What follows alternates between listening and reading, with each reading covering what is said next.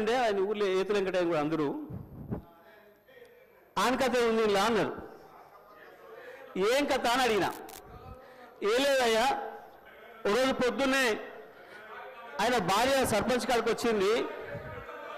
ఆయన భార్య సర్పంచ్ కాడికి వచ్చి కంప్లైంట్ చేసింది, మా వెంకటయ్య నన్ను కొట్టిండు, జర పిలిపించి మాట్లాడమని చెప్తే ఆయన పిలిపించిండు పెద్ద మనిషి. ఎందుకు కొట్టి ఏం సంగతి అని అడిగితే, నేను మా అమ్మగారింటికి నువ్వు పాలు వేయొద్దుమని అన్నాడు, నేను పోస్తా అన్నా. నువ్వు పాలు వేస్తే ఊరుకోను అన్నాడు, నేను పోసి తీరుతానంటే నన్ను కొట్టిండు. పాలెక్కడి, నీకు బర్రె లేదా పాలెక్కడి అని చెప్పి ఆయన పెద్ద మనిషి అడిగిండు అధ్యక్ష.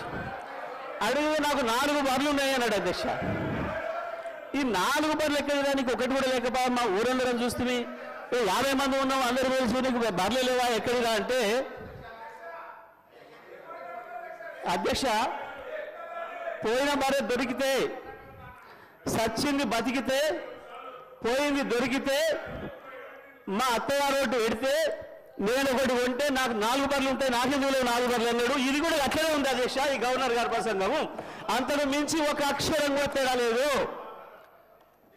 ఎక్కడ ఇచ్చారు అధ్యక్ష? రైతులకు రుణమాఫీ చేసినారు, రైతు భరోసా ఇచ్చినారు, 12,000 రూపాయలు నా ఈజీఎస్ కార్మికులకు ఇచ్చినారు, 12,000 రూపాయలు నా ఆటో కార్మిక సోదరులకు ఇచ్చినారు, 2,500 రూపాయలు మా మహాలక్ష్మి అక్క చెల్లెలకు ఇచ్చినారు.